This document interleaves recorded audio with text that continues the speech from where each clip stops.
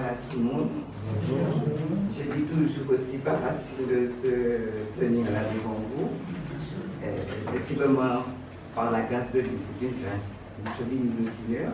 Et avant de commencer, je voudrais entamer un petit chant. Je demande à ma fille de balancer le chant.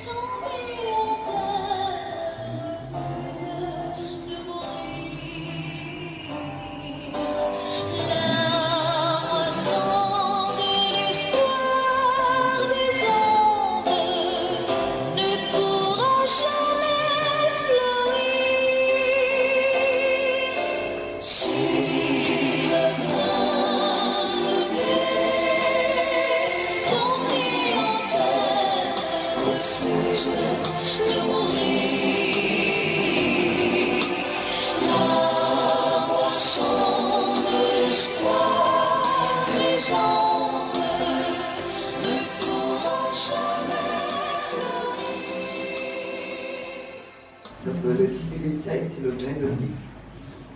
Ça se trouve dans Jean 12, verset 24. Le grain de blé. Le grain de blé. Jean 12, verset 24, on peut le lire. Le verset.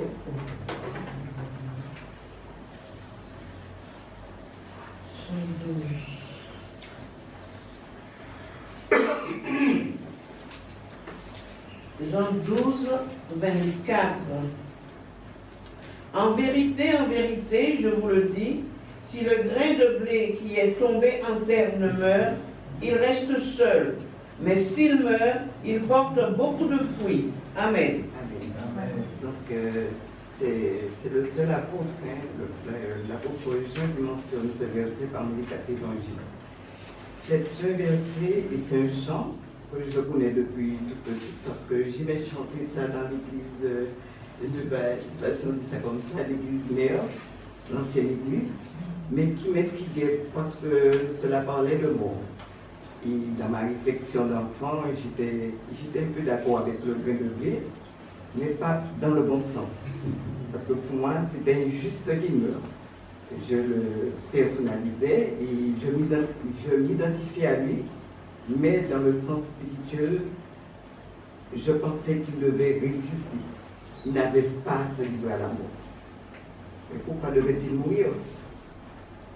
Pour moi, c'était de la méchanceté de le faire mourir. Il fallait qu'il se batte pour rester en vie. Et je lui disais, mais bats-toi, petit grain de blé, tu ne meurs pas. Donc c'est plus tard que j'ai compris la pensée de Dieu, qu'à l'époque, c'est vrai, je n'avais ni l'esprit ni l'enseignement. J'étais tout simplement l'homme naturel. Et c'est vrai que l'homme naturel ne reçoit pas les choses de Dieu. Et quand même là-bas, mais quand même dans cette église, on nous parlait de Dieu, on nous parlait beaucoup des paraboles de Jésus. Donc j'ai retenu la parabole du bon samaritain qui me plaisait beaucoup en tant que samaritaine, parce que je suis samaritaine. Cet homme qui avait fait un bon geste, il avait sauvé une vie en portant secours à un premier secours. Alors il y avait d'autres paraboles qui m'effrayaient, plus particulièrement, je me rappelle la parabole du scandale, où il y avait une meule attachée au cou de quelqu'un et on voulait le précipiter dans la mer. Donc quand on est enfant, quand on voit ça aller dans l'église, ça fait peur. Donc toutes ces images-là sont encore là. Mais aujourd'hui, je connais le Seigneur, je connais le péché, je sais que le péché peut aboutir au scandale. Et Christ a en nous les scandales. Donc le scandale, c'est les filets, les pièges, les obstacles, les pierres d'achoppement, tout ça. Donc, lorsque le grain de blé tombe en terre, ou lorsqu'il est semé, il subit beaucoup de choses. Donc il est malmené avant de germer, par l'exposition au vent, à la pluie, à la température, les insectes, avant de disparaître dans la terre. Ensuite, il se décompose, il est dissous, il se transforme en épuisant dans ses réserves pour enfin donner naissance au germe qui va continuer sa croissance jusqu'à l'apparition de l'épi. Donc, c'est à la moisson que cet épi sera coupé. Il va passer par différentes modifications pour être utilisé pour la fabrication de la farine, et qui est la matière première employée dans les boulangeries, les pâtisseries, le commerce, pour nourrir la population. Donc, nous voyons que tout le parcours du grain de blé, avant de devenir le pain quotidien, qui est une représentation de notre Seigneur, qui déclare lui-même qu'il est le pain de vie. On le prend dans Jean 6, verset 51. Jean 6, verset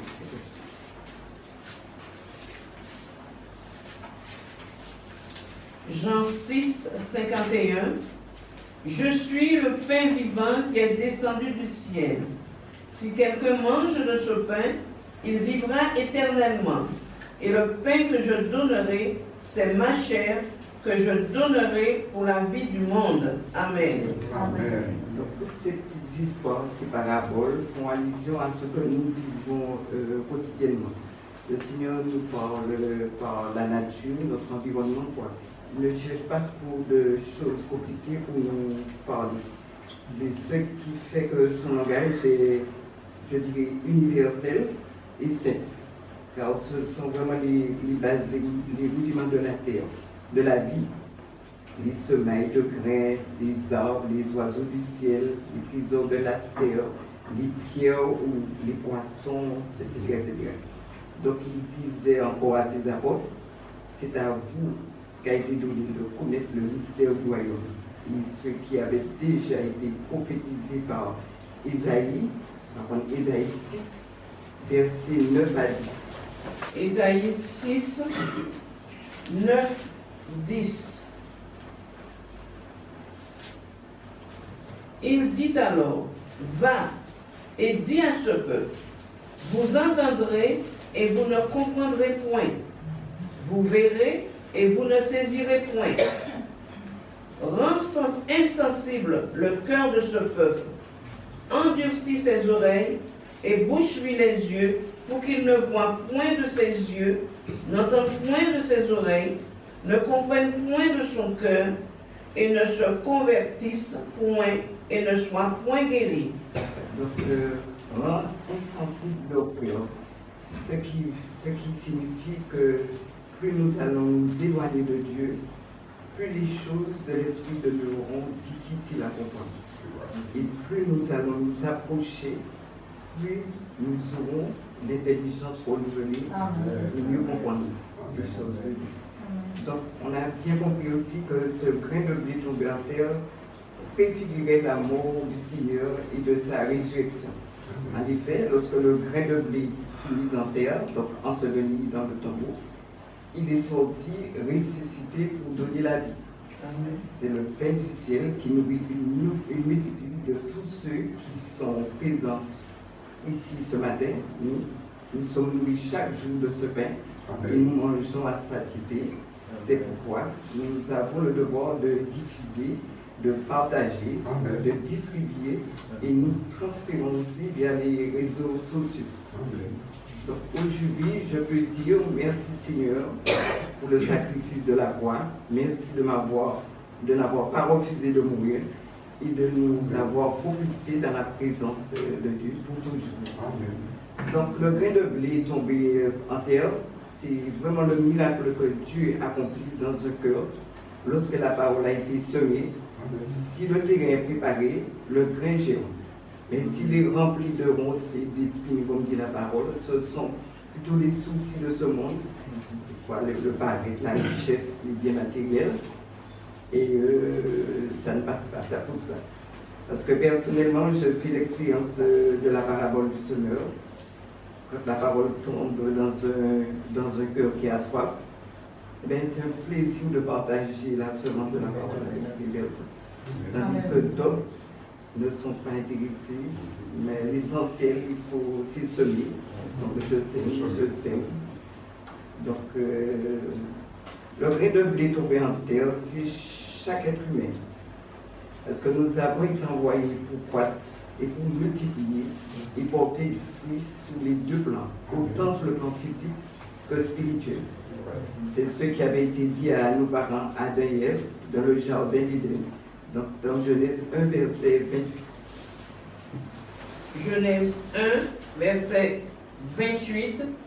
Dieu les bénit et Dieu leur dit: soyez féconds, multipliez, remplissez la terre et l'assujettissez et dominez sur les poissons de la mer, sur les oiseaux du ciel et sur tout animal qui se meut sur la terre. Amen.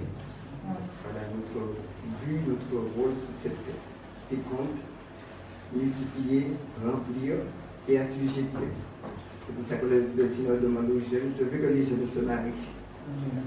Entre parenthèses. Donc le grain de blé en terre, c'est la discipline que nous infligeons pour soumettre nos vies à la volonté de Dieu, et cela nous coûte beaucoup. Pour être disciple de Christ, il faut toute notre vie apprendre à mourir à nous-mêmes, que nous diminuions et qu'il croisse en suivant son exemple, car c'est lorsque nous mourons que nous portons du fruit digne de la repentance. Amen. Donc la mort à soi-même commence dès lors que l'on accepte d'être enseveli avec Christ dans l'eau du baptême pour enterrer notre nature pécheresse et laver de nos péchés dans le sang. Rappelez-vous, Romains 6, verset 4.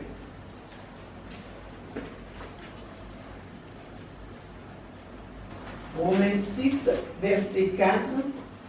Nous avons donc été ensevelis avec lui par le baptême en sa mort, afin que, comme Christ est ressuscité des morts par la gloire du Père, de même, nous aussi, nous marchions en nouveauté de vie. Amen.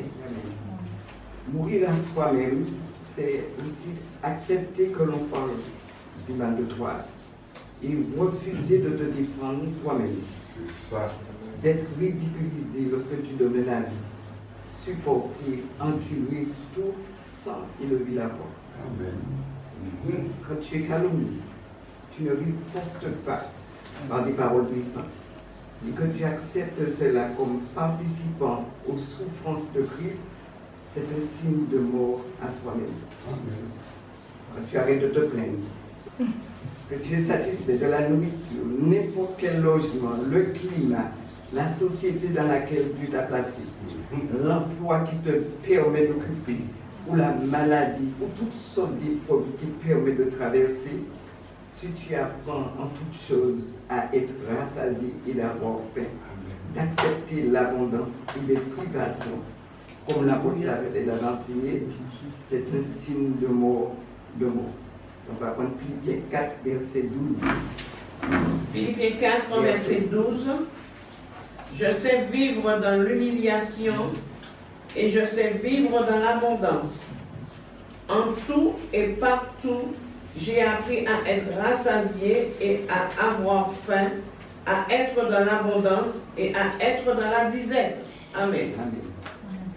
Quand tu vois ton frère élevé, prospérer, et que Dieu satisfait tous ses besoins, et que toi-même, tu trouves le moyen de te réjouir avec lui du plus profond de ton âme, alors que tes propres besoins ne sont même pas encore honorés, ça c'est encore un signe de l'amour à soi-même.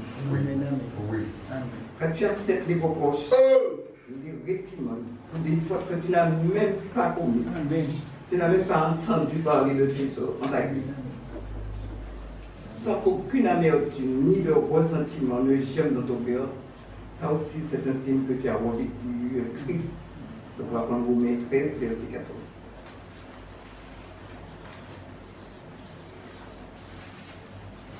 Romains 13, verset 14. Mais revêtez-vous du Seigneur Jésus-Christ et n'ayez pas soin de la chair pour en satisfaire les convoitises. Amen. Donc, Lise, je vais prendre 3 versets. Je vais noter, je ne sais pas si on a le temps de le prendre. Les signes que nous sommes en Christ, Colossiens 3, verset 3. Colossiens 3, verset 3. Colossiens 3, 3. Car vous êtes morts et votre vie est cachée avec Christ en Dieu. Mort au péché. Romains 6, verset 2. Romains 6, verset 2. Romains 6, verset 2. Loin de là, nous qui sommes morts au péché, comment vivrions-nous encore dans le péché? Amen. Mort avec Christ, Romains 6, verset 8. Romains 6, verset 8. Or, si nous sommes morts avec Christ, nous croyons que nous vivrons aussi avec lui. Amen. Amen. Donc, c'est ce que je voulais dire ce matin. Que le Seigneur bénisse mon cœur. Donc, je vais encourager chacun de nous ce matin à vivre selon la parole. Ce n'est pas toujours chose évidente. Je bénis le Seigneur. Amen. Amen.